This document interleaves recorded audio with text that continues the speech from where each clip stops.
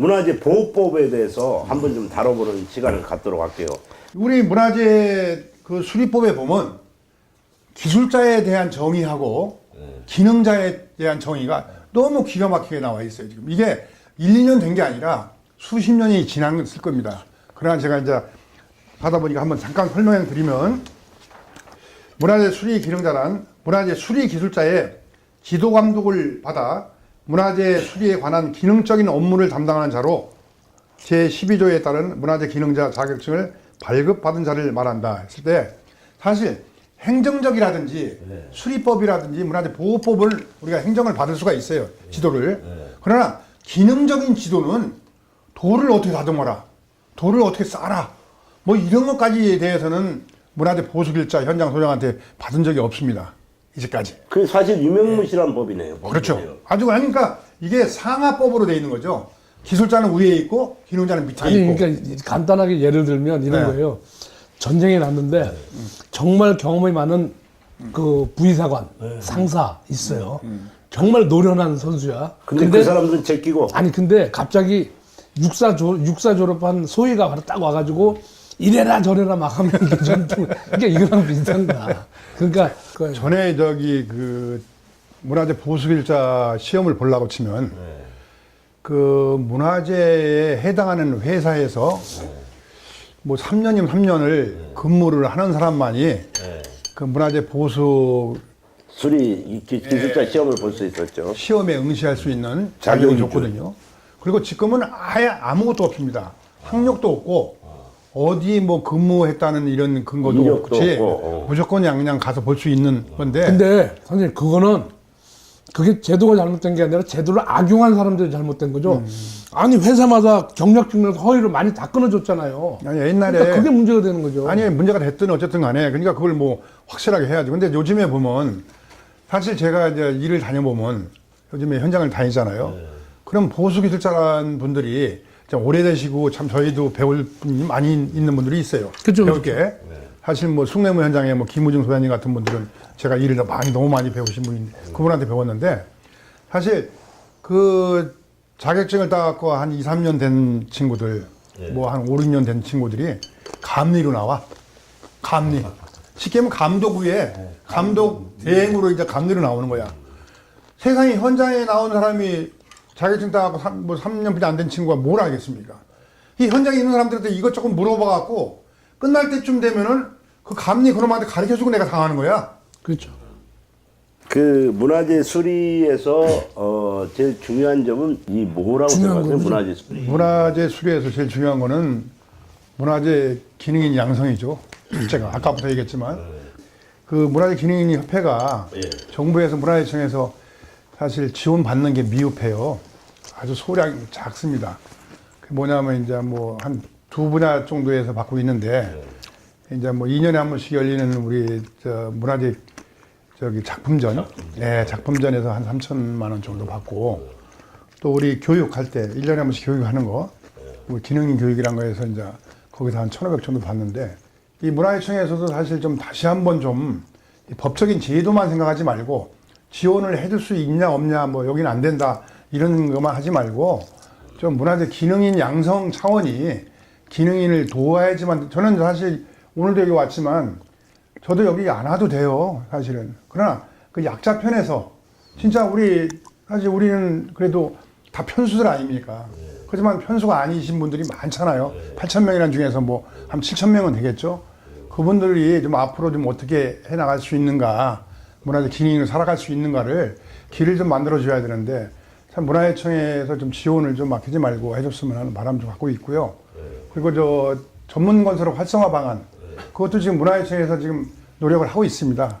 그러나 시간이 너무 많이 걸리니까 지금 요즘에 이 법이 어떻게 되어 있냐면, 지금 불합리하게 지금 뭐 문화재 보수길자 1인을 등록 요건에 들어있기 때문에 못하니까. 근데 그렇게 생각하면 또 여기 문화재 보수회사 만들 때 문화재 기능인 3명 의무적으로 왜 해라는 거, 그것도 없애야 되잖아요. 아니, 그거는 이제 나중에 좀 생각을 할 거고시고요. 아니, 근데 왜 기능인 입장에서만 생각해, 또 수리업 하시는 분이. 아니, 근데 지금 말씀대로 그렇게 하더라도 사실 문화재 보수 단청업체는 아무리 열악한 조건이 돼서 3명의 기능공을 보유하더라도 저기 기술자 2명하고 3명이 이제 보유하더라도 한 200개가 넘어요.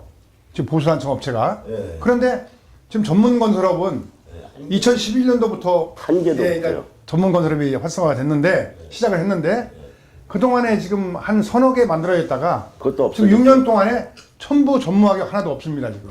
그래서 지금 그거를 이제 기술과에서 지금 하고 있는데 지금 저기 이 법을 좀 수리법을 좀 개정하자고 노력을 하고 있어요. 근데 시간이 너무 걸려갖고 지금 굉장히 뭐 우리 같은 경우는 굉장히 어려움을 겪고 있죠.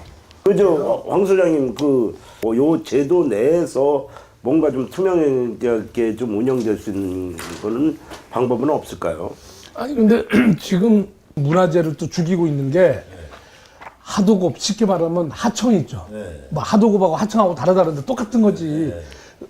그러니까 분야별로 종합 건설 면허가 있다라면 그 부분에 대해서 다 데리고 있어야지.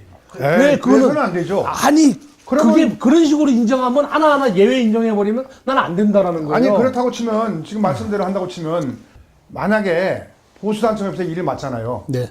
그 사람들은 3명에 대한 기능자만 데리고 있거든요.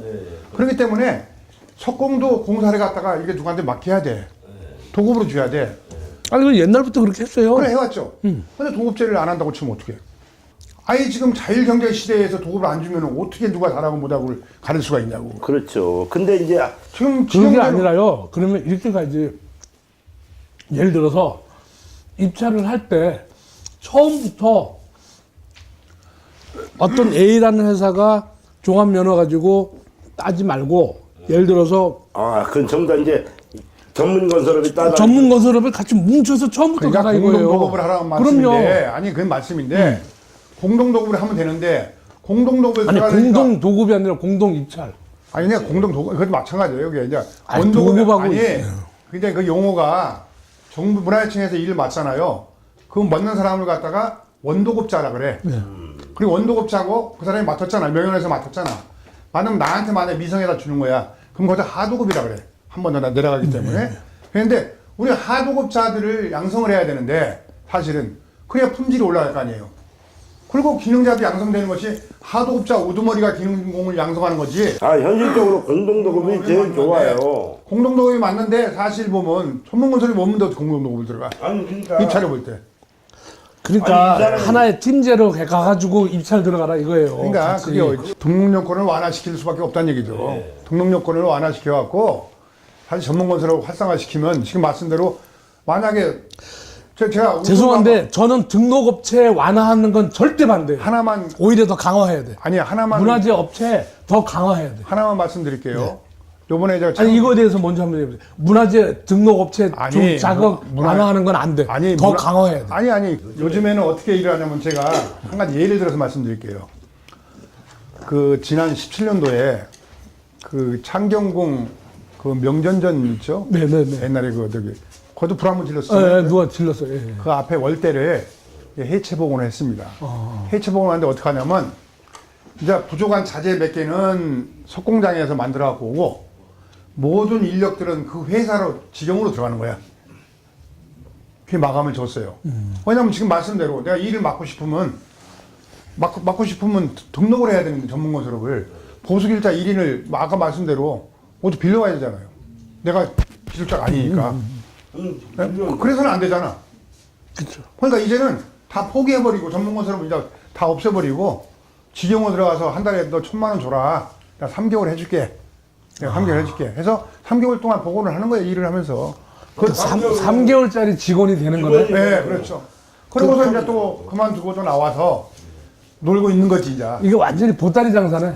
그렇지, 보따리. 아니, 보따리보다도 용역회사야. 그 용역 계산네. 네. 프리랜서 용역. 솔직하게 그렇게 해놓으니 저는 사는 동안에 살겠죠. 앞으로 10년, 20년이고 일을 할 수 있을 때까지 하겠지만 그 뒤로 이 전속을 할 수 있는 기회가 줄어든다는 얘기죠. 자, 하여튼 오늘 뭐 장시간에 걸쳐서 이렇게 첫 번째 우리 주접을 좀 떨었습니다. 한번 오늘 소감 한번 말씀하시죠. 그 공공재로 빨리 가자. 이러지 않으면 우리나라 문화재 엉망된다. 문화재 보수나 수리를 공단에서 국가가 직영하는, 그래서 이제 공공재화로 해서 하자. 이제 전 이런 얘기고, 그래서 그런 것들을 이제 일부 이제 장인들이나 이런 분들을 팀제로 해서 모둠별로 해서 이렇게 해서 실명제로 책임 있게끔 해 나가면 입찰이고 뭐 건설업 활성화 이런 거 안 해도 됩니다.